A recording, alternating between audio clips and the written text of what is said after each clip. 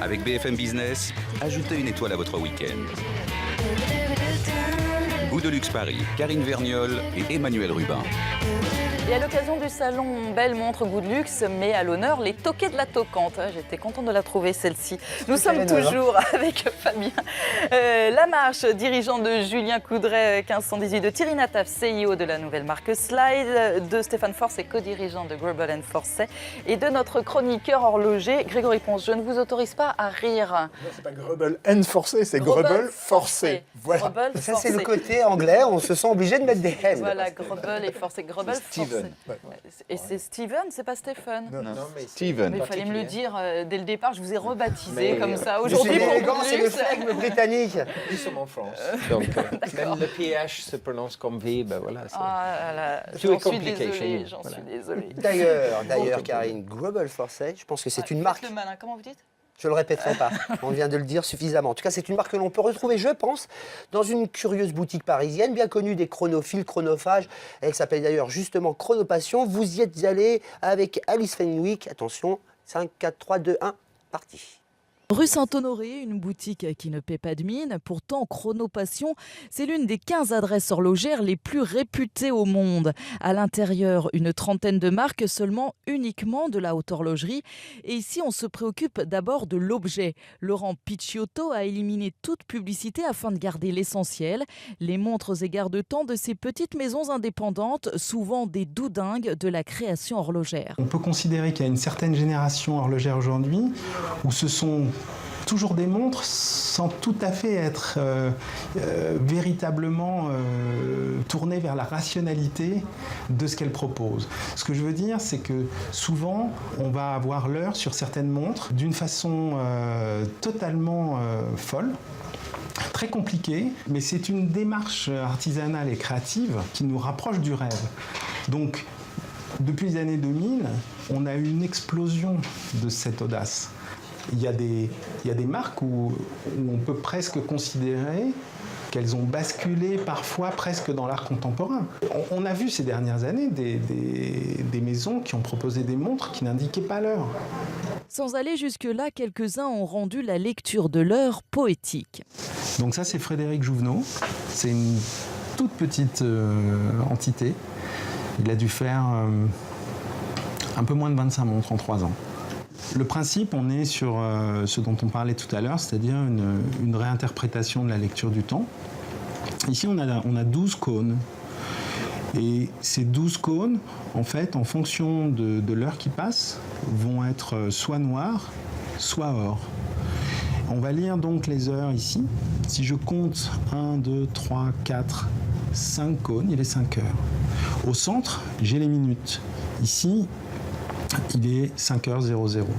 Pour illustrer ce que je vous dis, si je la manipule pour la faire tourner, 5h45, et quand on va arriver à 6h, le cône de 6h devient noir.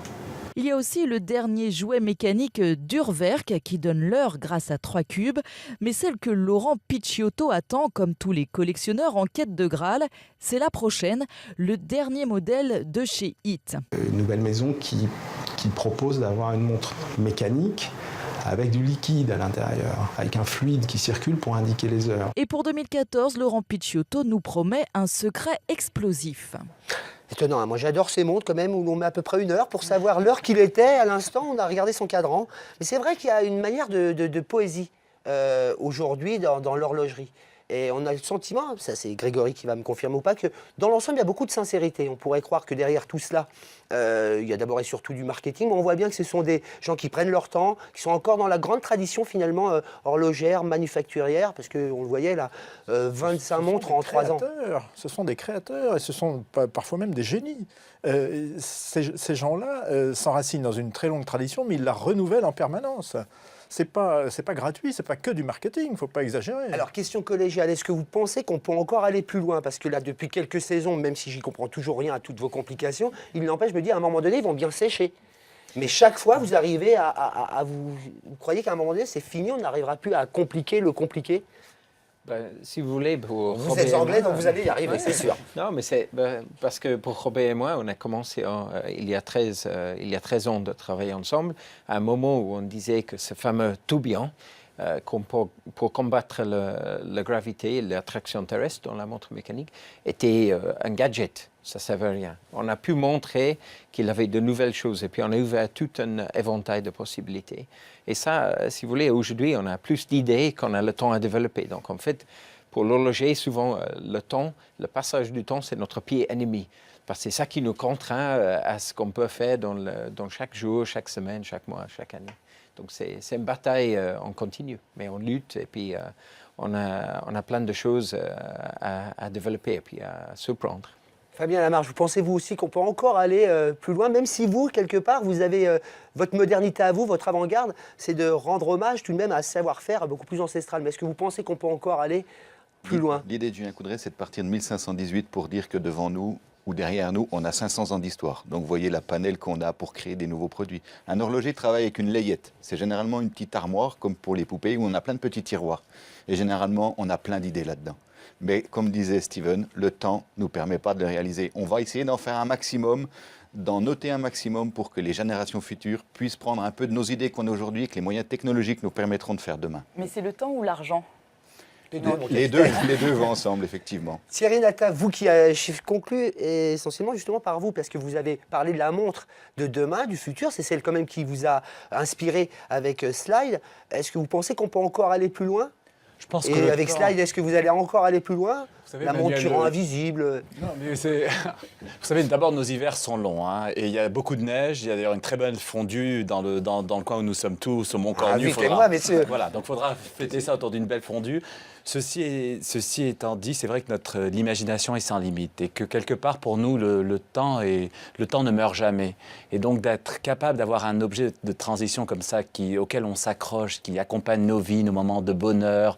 Et je pense que les temps et nos montres, tous nos garde-temps, quels qu'ils soient, mécaniques, digitaux et ceux à venir, sont en fait des objets, on disait poétiques, mais en fait des objets de vie. Je crois qu'il n'y a rien de plus que le temps qui est une belle énergie. Et pour moi, je m'inscris en différence un peu, il n'est pas un ennemi. Je crois qu'on peut faire du temps son ami à travers sa montre. Et c'est un peu le chemin de nos vies. Donc oui, avec Slide, on pense aller encore plus loin. Vous voyez que vous êtes un peu poète quand même. Grégory, le mot de la fin va vous appartenir. Ça, en même temps, l'horlogerie se porte bien en ce moment. C'est plutôt... L'horlogerie se porte très bien. Mais je voudrais répondre à la question posée par Emmanuel. À chaque fois qu'on s'est posé cette question, c'est qu'on était à la veille d'une immense révolution et qui rebattait les cartes et qui nous faisait repartir pour un tour. Donc franchement, je crois qu'on est là pour plusieurs siècles. Et au prétexte de ce qu'on a pu voir durant le salon Belle-Montre et de tous nos invités aujourd'hui, c'est vrai que finalement le temps, c'est quelque chose qui marque les habitudes. Et en voyant chacun de vos modèles, vous les rompez ces habitudes finalement. Et c'est assez joli ce paradoxe. On attendrait de vous que vous marquiez minutes, secondes, quart de seconde si vous voulez. Et en fait, en regardant vos cadrans, ça rompt totalement les habitudes. Et c'est quand même le joli paradoxe de nos nouveaux horlogers. Peut-être qu'on va finalement porter une montre, nous aussi, Emmanuel, un jour. C'est mon problème de poignet, moi. J'ai vraiment... bon. Allez, restez avec nous. Il nous reste quelques minutes pour vous donner quelques infos à noter sur votre agenda ou votre iPad, que sais-je, votre écran, votre montre. C'est tout de suite. Goût de luxe Paris. Ajoutez une étoile à votre week-end sur BFM Business. À noter le 27 novembre. 27 novembre, ça se passe du côté de la boutique Bernardo. Qui dit Bernardo dit messieurs, les arts de la table. Voilà, Bernardo, donc ils sont installés du côté de la rue Royale à Paris. Et le 27 novembre, eh bien, ils vont faire dédicacer des assiettes. Et par qui? Par Jeff Koons. On ne présente plus Jeff Koons. Jeff Koons, il a dessiné 2-3 assiettes pour Bernardo et il va venir les dédicacer. Alors, on est à la limite du kitsch pour certains et en même temps, est-ce qu'on aura droit finalement à un petit peu de Koons chez soi le temps d'une assiette? Vous savez, ce qui était assez kitsch pour beaucoup de gens, c'est d'exposer, vous savez, ces assiettes dans les salles à manger. Là, vous allez voir une certaine mondanité. C'est une vraie tendance. Ouais. En tout cas, ce serait peut-être une occasion de rencontrer Jeff Koons. Vous n'êtes pas obligé de la faire signer. En revanche, les modèles sont plutôt réussis. Ça se passe chez Bernardo. Risque d'y avoir foule. C'est 450 € l'assiette, hein, tout de même. Mais avec la signature de Jeff, attention, ça va balancer. Faut pas de scène de ménage, Karine. Puisque vous parlez d'éco, je vais parler gastronomie. Frédéric Ducas et David Ratterberg, j'ai du mal avec les noms, hein, se retrouvent pour un dîner à 4 mains autour du gibier. Hein. On est en pleine saison, donc ça se passe à l'Instant d'Or et ça se passe aussi le 27 novembre, si vous n'allez pas voir Jeff Koons chez Bernardo. Donc tous les deux, donc le chef du lieu c'est Frédéric Ducas et puis David Ratgeber. Ratgeber. Au chef de l'assiette, le chef de l'assiette, donc ils font tout un menu exceptionnel à 4 mains autour du gibier. Bien sûr, il faut réserver. On est 36 avenue Georges V dans le 8e arrondissement de Paris. Un menu unique en 6 plats puisqu'on donne les prix. Donc maintenant 98 €. Oui, mais enfin, attention, le gibier, c'est devenu quasiment le parent disparu de la cuisine parisienne, voire provinciale, on ne les voit plus. Donc aujourd'hui, ça se joue comme ça, quasiment une gastronomie de niche, quelques restaurateurs, quelques chefs inspirés, le temps d'un repas, d'une séquence, d'une table éphémère, vont travailler le gibier. C'est vrai que les extractions sont compliquées aujourd'hui, on ne sait plus vraiment, c'est des vrais gibiers sauvages. Finalement, c'est plutôt rassurant de voir des chefs comme cela affirmer qu'ils font du gibier, que pour quelques saisons, quelques repas, au moins on sait l'extraction du produit. Et puis du côté de la Suisse, mais ça c'est une autre histoire, il y a une très très belle adresse dédié au gibier, mais ça... Grégory. Voilà. C'est la saison du gibier et C'est des vous, champignons, il faut y aller. Il faut venir, Emmanuel. Voilà, deux Ça, bonnes génial. raisons d'aller Mais, en Suisse. très belle Mais raison. vous irez patiner? Non, c'est certainement pas. Il n'empêche que c'est l'un des lieux que je trouve les plus sympathiques de Paris depuis 2-3 ans. Il s'est véritablement réinventé tout en gardant sa structure, là encore patrimoniale. On parle du Grand Palais. Ils nous en ont fait voir de toutes les couleurs.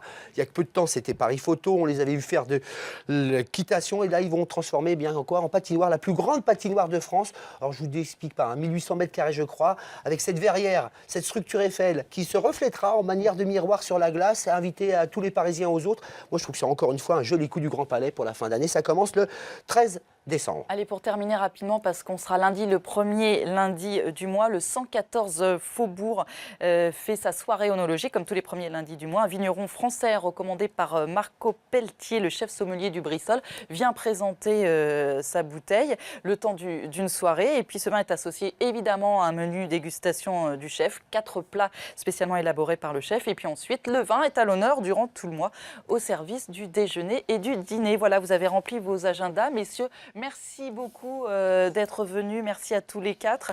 Merci également à Laurent Picciotto et à toute l'équipe de Chronopassion. Emmanuel, on se retrouve la semaine prochaine pour de nouveaux goûts de luxe.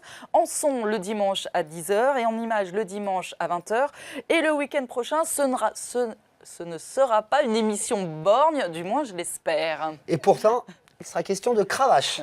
J'en dis pas plus. La semaine prochaine, goût de luxe, même punition, même motif.